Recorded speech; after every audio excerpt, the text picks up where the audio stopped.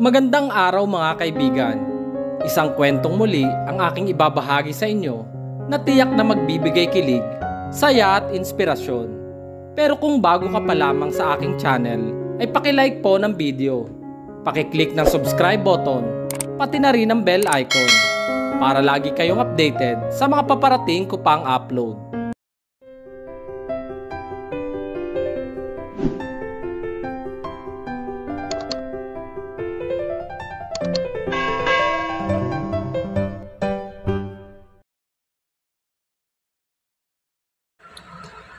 Oh my God! Ang gwapo talaga ni Adrian. Sana akin ka na lang. Naririnig kong sigawan ng mga kaibigan ko. Nandito lang naman ang mga ito sa apartment ko. Sunday kasi ngayon kaya walang pasok ang mga ito kaya ang labas, ako ang ginugulo ng mga pasaway na ito. Isa akong nurse sa pampublikong ospital. Dapat natutulog pa ako ngayon dahil panggabi ang pasok ko. Pero dahil sa mga pasaway ko mga kaibigan, kaya nawalang aking antok. Sino ba naman na makakatulog kung ganyan sila kagugulo? Hey, Brianna! Pagtawag sa akin ng mga kaibigan ko kaya nakasimangot ako lumapit sa mga ito. Tingnan mo, di ba? Ang gwapo ni Adrian de Vera. Sabay turo ng mga ito sa lalaking pinapanood sa TV. Oo, gwapo nga pero hindi naman kayo papansinin yan. Sapagkat ayon sa balita ay napakasupladong tao ni Mr. Adrian.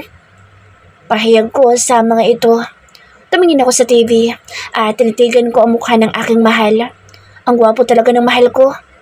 Ilang araw na rin akong hindi sumusunod dito dahil busy ako sa trabaho. Walang nakakaalam ng lihim ko. Tanging ang sarili ko lamang dahil alam kong pagtatawanan ako ng mga ito. Sa aming magkakaibigan, ako daw ang napakasimple at mahinhing babae. Yun ang akala nila dahil hindi nila alam, meron din akong tinatagong lihim. Na kahit siguro mamatay ako ay never kong sasabihin kahit sa mga kaibigan ko.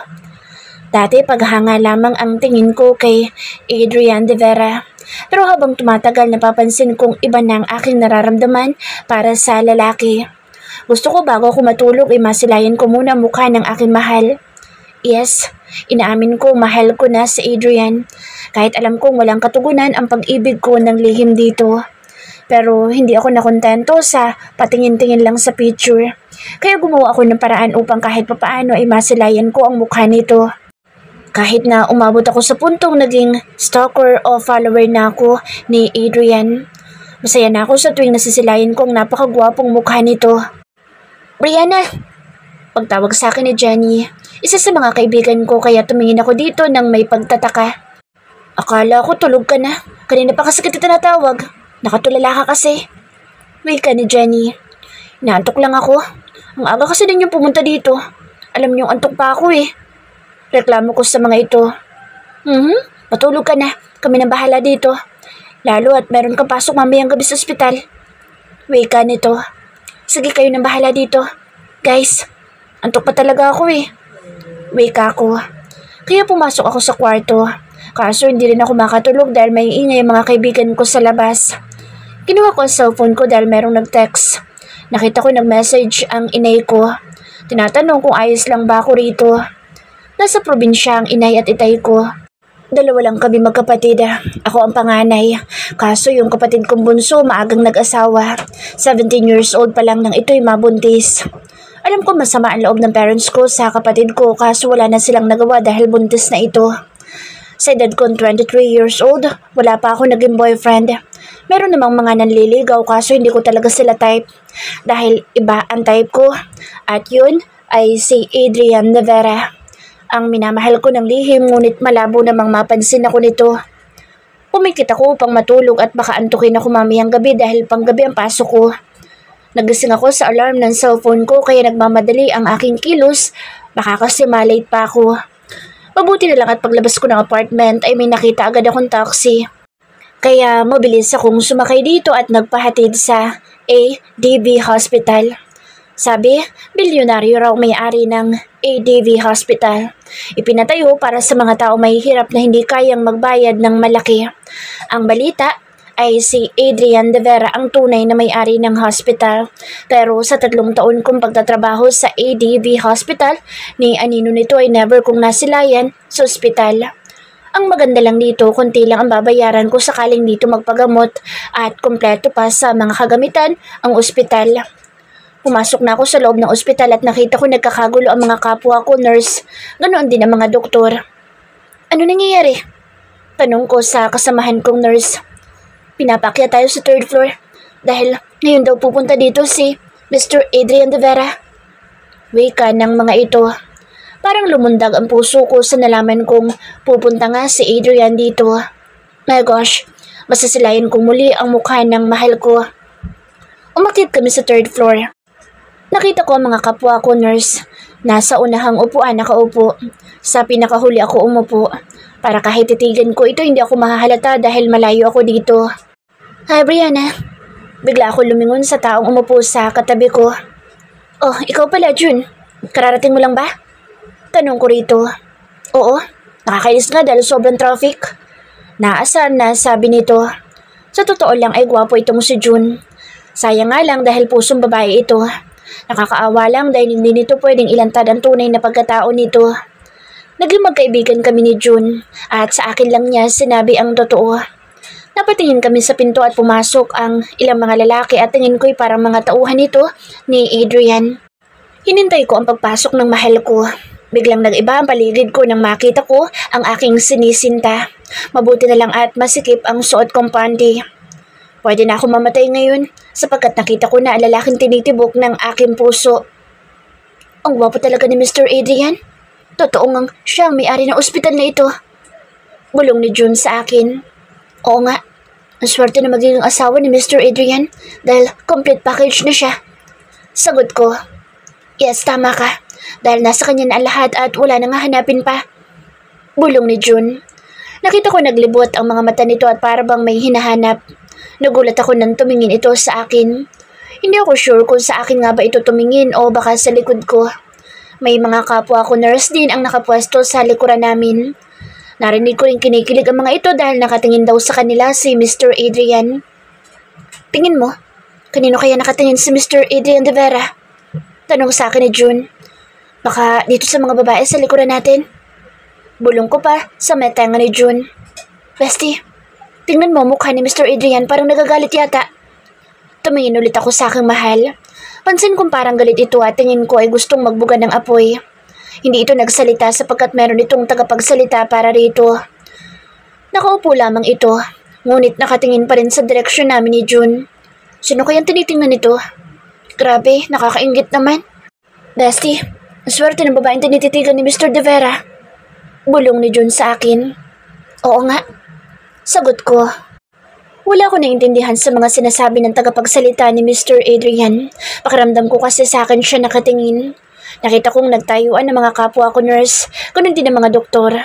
Doon lahat kami dadaan sa tapat nito kaya naririnig kong binabati nila si Mr. Adrian De Vera. Lumingon ako sa aking likuran. Ako na lang pala ang nahuhuli dahil wala na palang tao sa likod ko. At yung mga babae kanina pa naon na sa akin. Kinikilig pa ang mga ito habang papalapit sa pwesto ng mahal ko. Kailan ko kaya ulit siya masisilayan at malalapitan? Labis na akong nahihibang sa lalaki. Naramdaman kong may tao sa likuran ko kaya bigla akong napalingon at nagulat ako dahil si Mr. Adrian pala iyon. Good evening po, sir. Pagbati ko rito pero wala akong narinig na sagot mula rito. Bigla akong kinabahan sa klase ng mga titig nito. Nagmadali ako naglakad. Hindi ako natatakot dito kaya kinakabahan ako. Natatakot ako sa sarili ko.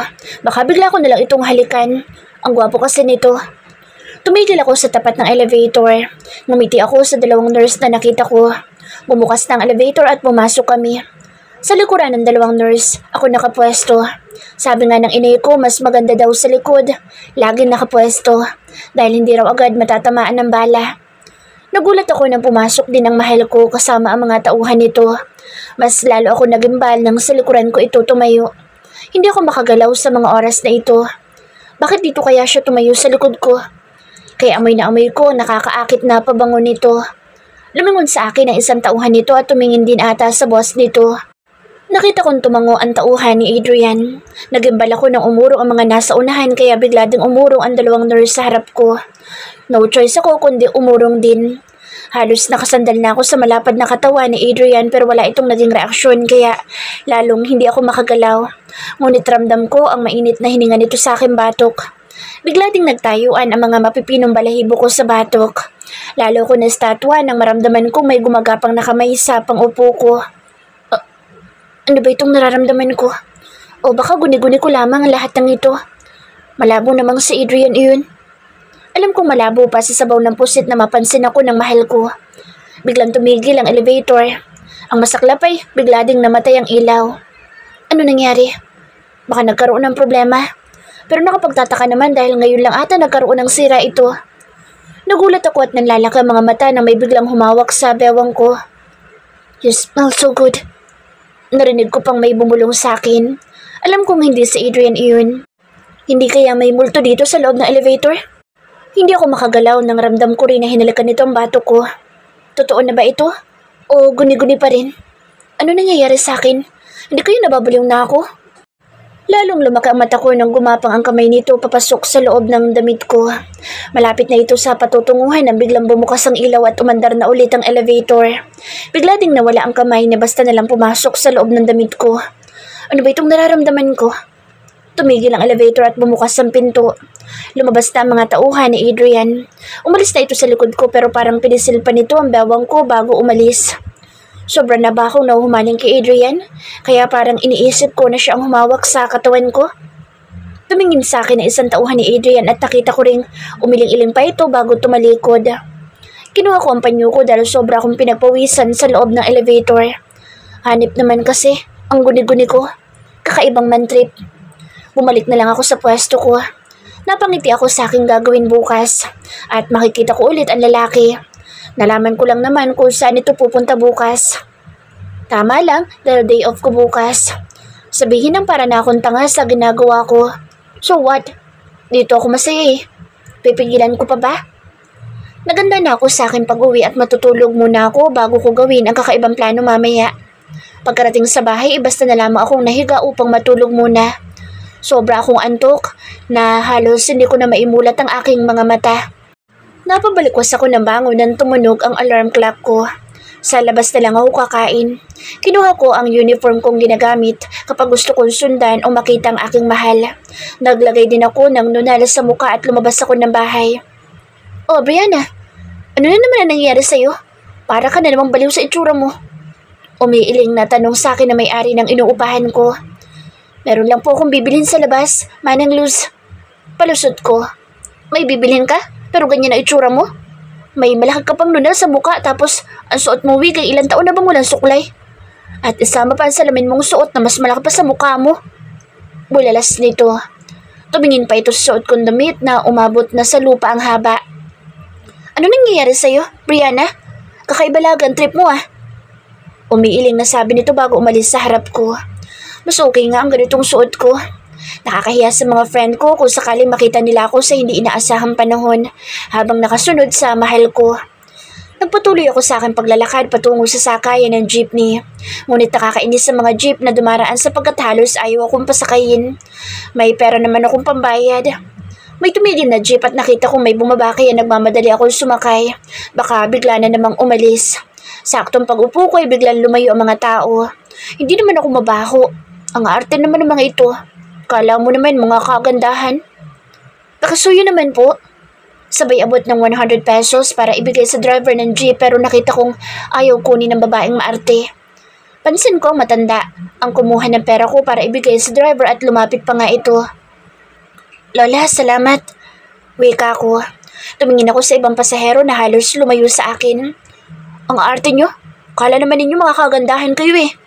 Mas gugustuhin ko pang ganitong itsura ko. Eh kayo nga, magaganda nga ang panlabas na anyo. Eh ano naman kaya ang itsura ng mga kaloob-looban ng budihin nyo? Baka maitim pa sa sabaw ng pusit. Inis na wika ko. Bumaba ako ng jeep. Lola, yung sukli ko sa'yo na lang. Huwag ka lalapit sa mga pusit na yan. Turan ko pa. Umupo ako sa isang bangketang namataan ko upang hintayin ang aking mahal. Dito kasi dumadaan iyon kapag pumupunta ng restaurant. Mamaya nila ako papasok sa loob ng restaurant at siguradong pahirapan na naman ako makakapasok doon. Nakakainis kasi yung guard. Ayaw kasi akong papasukin sa loob ng restaurant. Nakita kong dumating ang kotse ni Adrian. Hinintay ko muna na pumasok ito sa loob at nang makita ko nakapasok na si Adrian, ay nagmadali din ako lumapit sa harap ng restaurant. Ngunit hinarang ako ng guard. "Oh, nandito ka na naman?" Galit na tanong sa akin ng guard at halos ipagtulakan ako sa klase ng tingin nito. "Yes, nandito na naman ako at nagkita na naman tayo." Mapangasar kong wika rito. "Bakit ba dito ka pa kumakain? Ang dami naman pwede makainan, pero mas gusto mo pa dito sa lugar na mayayaman kumain." "Mayaman kaya ako, hindi lang halata." Pangasar ko dito. "Sino bang binabalik-balikan mo dito at dito mo pa gustong kumain?" Inis na wika nito. "Ikaw ang lagi kong binabalik-balikan dito. Gusto ko kasi na araw-araw, araw at gabi, ikaw ay akin nakikita. Ikaw din ang laman ng isip ko sa tuwing ako'y matutulog." Nakangisi kong wika sa lalaki. Lalong nagsalubong na naman ang mga kilay nito. "Hindi ka ang type ko." Singhal nito sa akin. "Di wow, ikaw lamang lalaki masyadong mapili." Asiko rito. Wala na itong nagawa ng tuluyan na ako nakapasok sa loob. Umikot ang mga mata ko upang hanapin kung nasaan nakapwesto si Adrian. Napangisi akong bigla nang mamataan ko ito sa isang table kasama ang tauhan. Mas lalo ko nagdiwang ng merong bakanteng table malapit sa mga ito. Kaya naman nagmamadali ako lumapit doon at baka maunahan pa ako ng ibang tao. Nag-order lang ako ng pagkain na abot kaya ng pera ko. Nakakainis naman, hindi ko makita ang mukha ni Adrian sapagkat nakataliko dito sa akin. Hindi ko tuloy makuhanan ito ng picture. May bago na naman sana akong picture nito. "Anong balita? Nagawa niyo ba ang pinapaayos ko?" Narinig kong tanong ni Adrian sa mga tauhan niya. "Naayos na po namin, Lord. At siguradong mahuhuli na natin sila mamaya." Sagot ng isang tauhan nito. "Good. At yung pinababantayan ko sa inyo, wala ba lumalapit na mga langaw?" Muling tanong ng lalaki. "Wala naman po kami nakikita lumalapit. 7 a.m. na po siya nakauwi kaninang umaga, kaya hanggang ngayon ay hindi pa rin lumalabas ng bahay at yun po ang sabi ni Billy." Rinig kong paliwanag ng tauhan nito. "Lahat na lumapit sa kanya ay turuan niyo na leksyon." "Opo, Lord. Gagawin po namin ang inyong pinagbilin." "Siya nga po pala. Yung sinabi mo lalaki, bakla po pala iyon." Wika ulit ng tauhan nito. Nakita kong sumandal ito sa upuan. Diyos ko, ang sarap niyang yakapin at halikan. "Let's go. Hindi pwedeng makatakas sa mga tarantadong iyon." Narinig ko pang wika ni Adrian bago tumayo mula sa silya. Agad naman akong tumingin sa labas ng restaurant upang hindi ako mahalata ng lalaki. Nakahinga lamang ako ng maluwag na lumabas na ito ng tuluyan. Inubos ko lamang ang in-order kong pagkain bago ako tuluyan lumabas ng restaurant. Tuloy-tuloy akong umakbang at hindi ko nga pinansin ng guardia. Kompleto na naman ang araw ko dahil kahit likod lamang niya, ang nakita ay masaya na ako. Kailangan ko nang makauwi upang matulog muli. Agad ako sumakay ng jeepney at hindi nagtagal ay nakarating ako sa bahay na aking inuupahan. Biglang nag-ingay ang cellphone ko kaya agad ko yung sinagot nang makita ko ang pangalan ni Jenny, isa sa mga kaibigan ko. "Oh, Jenny." Bungad ko agad. "Mag-bar tayo mamaya. Di ba wala ka naman pasok mamayang gabi?" "Sige na, sumama ka na. Huwag ka mag-alala, ililibre kita." Wika nito. "Kung ililibre mo ko sige, sasama ko." Sang-ayon ko sa aking kaibigan. "Okay, magkita na lang tayo sa ADV Bars." "Saan ni Jenny? Di ba mahal doon?" Gulat na tanong ko. "Ayos lamang kung mahal doon. Marami naman mga gwapo sa lugar na iyon. Kaya mag-enjoy tayo mamayang gabi." Kinikilig na wika nito. "Okay." Tugon ko rito. Agad naman ito nagpaalam sa kabilang linya. Siguro'y matutulog muna ako. Sigurado akong puyat na naman ako mamayang gabi. Minsan lang ako sumama mag-bar sa mga kaibigan ko kaya lulubos-lubusin ko na. Ang nakakainis lang kapag ako ang sumasama sa mga ito. Ang nangyayari ako nagiging alalay nila dahil mga lasing na ang mga pasaway. Kaya minsan hindi talaga ako sumasama sa mga ito dahil akong pinahihirapan kapag uuwi na. Palabas na ako ng bahay nang marinig kong may tumatawag sa cellphone ko. Kaya bumalik ulit ako sa kwarto ko upang alamin kung sino iyon. Hindi ako nagdadala ng cellphone lalo na kapag ganitong sa bar ang punta ko. Baka malasing ako at mawala ko ang phone ko. Sayang naman, ilang taon ko rin pinag-ipunan bago ko mabili ang cellphone na gustong gusto ko. Nakita ko si Jenny ang tumatawag kaya sinagot ko muna iyon bago ako umalis ng bahay. Malapit na ako. Inunahan ko na agad magsalita. Sure kasi ako na sermon ang abutin ko dito. Agad ko nang in-off ang phone at muling lumabas. Nagmamadali akong inilak ang pinto ng inuupahan kong bahay. Nakita ko may mga nakatigil na kotse sa daraanan ko. Meron sigurong panauhin si Manang Luz. Baka mayamang kamag-anak. Hanip sa ganda ang kotse nito. Malapit na ako sa kotse nang makita kong dahan-dahan bumubukas ang bintana nito. Miss, pwede magtanong? Nagulat ako nang biglang nagsalita ang nasa loob ng kotse kaya tumingin ako rito. Sige po, ano po ba yun? Tanong ko. Kilala mo ba itong nasa picture? Tanong nito kaya lumapit ako upang makita ang hawak niyang litrato. Magandang babae at mukha ngang modelo. Kuya, hindi ko naman kilala ang babaeng yan. Wala din ako nakikita ang ganyang mukha dito. Saad ko sa lalaki. Napatingin akong bigla sa suot kong relo. Parang naramdaman kong hinawakan niya iyon. Mukhang interesado pa yata si kuya sa suot kong relo. Luma na nga ito at mumurahin lang ang aking bili. Sige po kuya, alis na ako. Paalam ko. Mukha namang wala na itong itatanong sa akin. Lagot ako nito kay Jenny lalo at late na naman ako. Baka pagdating ko sa bar ay mga bangag na sa alak ang mga iyon. Kawawa na naman ako nito oras na magkatotoo nga ang aking hinala. Agad ako sumakay ng taxi nang may tumigil sa akin tapat at nagpahatid na sa ADV bars. Pinakita ko pa nga ang ID ko sa gwardiya. Nagsisigurado lamang daw sila na walang makakapasok na mga kabataan sa loob. Nakita ko agad ang 3 kong kaibigan. Lumingon naman sila sa akin at puro mga nakasimangot ang mga ito. Dumating ka pa? Asar na wika ni Jenny. Trophy kaya? Malupit kong palusot. Tumingin ako kay Ada at Abe at mukhang mga bangag na sa alak. Kaya umiiling na lamang na naupo ako sa bakantang silya. Tingnan mo, Brianna. Ang hot ng mga lalaki dito. Pwede na maging ulam natin. Tahasang wika ni Ada. Oh my gosh, si Adrian de Vera nandito. Bigla ako napalingon at nakita ko nga ang gwapong mukha ni Adrian papasok ng bar. Pansin ko rin nagpapalingalinga pa ito at parang may hinahanap. Muli kong ibinaling ang tingin ko sa mga kaibigan ko. Baka kasi makita pa ako nito na nakatingin sa kanya.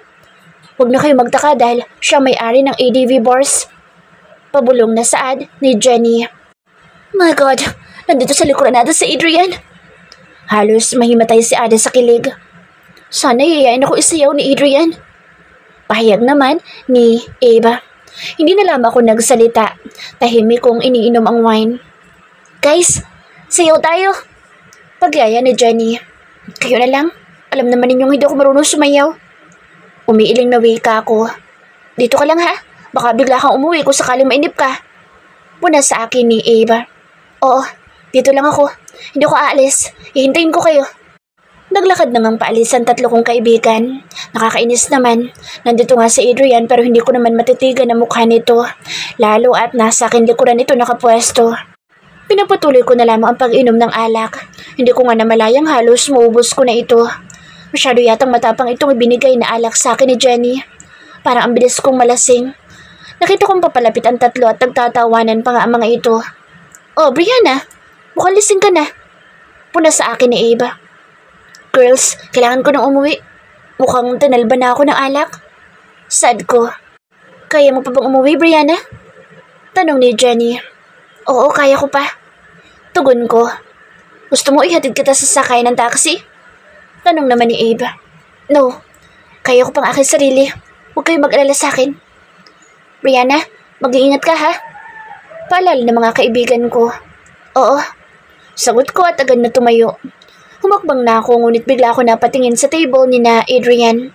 Pansin ko nakatingin siya sa akin. Baka inaabot na naman ang gunugun ng utak ko. Nakita ko nagtayuan na rin ng mga ito kaya nanghihinayang na nagpatuloy ako sa paglalakad. Hindi ko man lang kasi nakuhanan ng picture si Adrian. Mabagal lamang ang lakad ko dahil baka matumba ako. Ngayon ko lang naramdaman ang epekto ng alak. Tumigil ako upang maghintay ng taxi. Namataan kong may papalapit sa gawi ko. Binuksan ko maigi ang mata ko. Para kasing hindi taxi ang papalapit. Parang kotse ito na kulay puti. Lumapit sa akin ang puting sasakyan. Halos hindi na ako makamulat ng mga mata. Nasobrahan ang inom ko ng alak. Kaya uuwi ako sa aking bahay na bangag. Miss, sasakay ka ba? Tanong ng driver ng taxi. Kuya, taxi ba yan? Sasakyan mo? Para kasing ang tingin ko kotse. Wika ko. Taxi yan, miss. Lasing ka lang kaya akala mo kotse. Napalingon ako sa pasahero ng taxi daw ko, no. Ito kasi ang nagsalita. Pansin kong nakasalamin ito kaya hindi ko makita ang pagmumukha nito. Mukhang suplado din ang tabas ng itsura nito. Sasakay ka ba? Pakibilisan naman dahil nagmamadali ako. Asar na sabi sa akin ng pasahero. Binuksan ko na lamang ang pinto ng taxi upang makapasok sa loob. Parang ang sarap matulog. Ang lamig kasi ng aircon. Kuya, sabihin mo na lamang kung nandoon na tayo sa address na aking binigay sa'yo ha? Wika ko. Opo, miss. Tugon ng driver. Sumandal ako upang pumikit ng mata. Parang ang lamig na aking pakaramdam. Lalo at spaghetti strap dress pa naman ang suot ko kaya parang sobrang lamig na lamig ako. Kuya, pakihinaan naman ang aircon. Pakiusap ko sa driver pero ang mga mata ay nakapikit pa rin. Ramdam kong parang merong naglagay sa akin ng kumot kaya hindi na ako masyadong nilalamig. San po tayo, Lord? Narinig ko pang tanong ng driver bago ako tuluyang lamunin ng antok. Kasarapan ng tulog ko nang parang merong humahalik sa akin. Ngunit hindi ko maimulat ang mga mata ko dahil ramdam ko pa rin ang hilo. Sino ba ang lalaking sumasamantala sa katawan ko? Gusto kong ibuka ang bibig ko ngunit walang tinig na lumalabas doon. Please, wag! Mawa ka sa akin! Pakiusap ko sa lalaking nagpapasasa sa aking katawan. Hindi ko alam kung naririnig ako.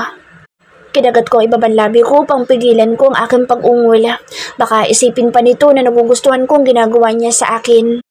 Nagulat ako nang hawakan nito ang 2 pulsuhan ko at bahagyang ibinukang hita ko.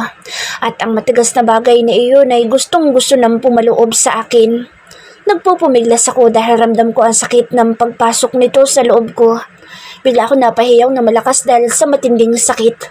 Parang may napupunit na laman sa loob ko. Ngunit agad nitong pinaghahalikan ng aking labi, mukha at leeg. Tila inaalo ako upang mawala ang sakit. Shhh! Maya-maya mawawala na rin ang sakit.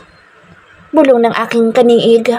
Gumalaw ito sa ibabaw ko pero ramdam ko pa rin ang sakit sa bawat galaw at diin ito. Mas tumindi ang paggalaw nito na nagbigay sa akin ng kakaibang sarap na bago sa akin. Kaya hindi ko mapigilan ang umungol sa bilis ng paggalaw nito. Habang gumagalaw ito ay patuloy naman ang paghalik sa labi ko. Isang mabilis na diin at galaw nito ay naramdaman kong merong sumabog sa loob ko. Ang sarap pala sa pakiramdam kapag nasa loob mo. Hindi nga ako nagkamali. Bulong pa ng aking kaniig. Pero hindi ko na pinansin ang mga pinagsasasabi nito dahil nilamon na ako ng antok. Wala na nga akong alam sa paligid ko kung ano ang mga nangyayari. 7:00 na umaga nang magising ako. Nakita ko kasi sa suot kong relo. Ramdam ko ang sakit ng aking ulo. Muli akong pumikit dahil bala kong muling matulog. Wala namang pasok sa trabaho. Hinihilot ko pa nga ang noo ko. Sana hindi na lamang ako uminom ng alak. Masakit kasi sa ulo. Gumalaw ako ngunit may naramdaman ako nakadantay sa akin. Kaya muli kong iminulat ang aking mga mata upang tingnan kung sino ang aking katabi. Bigla ko ring naipikit para kasing nag-iba ang kulay ng kwarto ko kaya kinusot ko ulit ang mata ko. Nagmulat ulit ako ng mga mata pero ganoon pa rin. Bakit nag-iba ang kulay ng kwarto ko? Naging kulay blue na ito. Tumingin din ako sa aking katabi na nakadantay sa akin. Lalo at gumalaw ito. Nanlalaki ang mga mata ko na bumuluga sa akin ang mukha ni Adrian de Vera. Anak ng 7 kabayo, bakit katabi ko ang aking mahal? Panaginip pa ang lahat ng ito? Tumitig ako sa mukha nito at baka hindi ito si Adrian at namali lamang ako ng tingin. Pero si Adrian talaga ang katabi ko. Gumalaw ito kaya mabilis akong pumaling sa kabilang pader at pumikit ng mga mata. Mabuti na lang mahaba ang buhok ko kaya natabunan ang mukha ko. Kailangan kong makaalis dito. Hindi pwedeng makita ni Adrian ang pagmumukha ko. Anong gagawin ko? Paano ako makakaalis dito? Abot-abot ang kaba ko at sana'y hindi mahalata ni Adrian na gising ako. Nagulat pa nga ako nang bigla pa itong sumiksik sa leeg ko at gumalaw din ang kamay nito patungo sa aking dibdib. Kinagat ko ng mariin ang labi ko upang hindi ako makalikha ng ungol. Nakahinga ako ng maluwag nang bumangon ito at narinig kong pumunta ng CR. Kaya naman nagmamadali akong bumangon. Maliksi ang bawat pagkilos ko. Hindi pwedeng maabutan ako ni Adrian dito. Agad kong kinuha ang bag ko at nagmamadaling lumabas. Kahit masakit pang aking jewel ay tiniis ko ang kirot noon. Swerte pa rin ako dahil wala ang mga tauhan ni Adrian. Kaya naman agad ako nakalabas ng gate at sakto naman na may dumaan na taxi at sumakay ako roon. Mahirap nang maabutan nito. Halos iuntog ko ang ulo ko sa pader nang makauwi ako. Bakit wala akong maalala? Paano kami naging magkasama ni Adrian at meron pang nangyari sa amin? Tanggap ko naman na meron nangyari sa amin. Masaya pa nga ako dahil siya ang nakakuha ng pagkababae ko. Ang hindi ko matanggap ay yung wala akong maalala at kung papaano ako halikan ni Adrian at kung papaano lumapat ang labi niya sa labi ko. Nakakainis naman. Alam ko malabo nang maulit pa nangyari sa amin pero umaasa pa rin ako. Parang gusto ko na lamang maglasing lagi para naman pagising ko siya ang aking katabi. Ngunit paano kung ibang lalaki naman? Diyos ko po, ayoko na palang uminom. Dumating ang 6:00 ng hapon. Naganda ako sa aking pagpasok sa trabaho. Lumabas ako ng bahay at sumakay sa taxi na aking tinawag. Mabilis lang naman ako nakarating sa ospital na aking pinapasukan. Namataan ko mga kasamahan kong mukhang malaki ang problema at tila binagsakan ng langka ang mga pagmumuka. Oh, ano nangyayari sa inyo? At mga sambakol ang mga pagmumuka ninyo? Nasigawan kasi sila ni Mr. Adrian de Vera. Singit ng best friend kong si June. Nagulat din ako sa mukha nitong merong pasa. Ano naman nangyari sa mukha mo? Tanong ko na may pagtataka.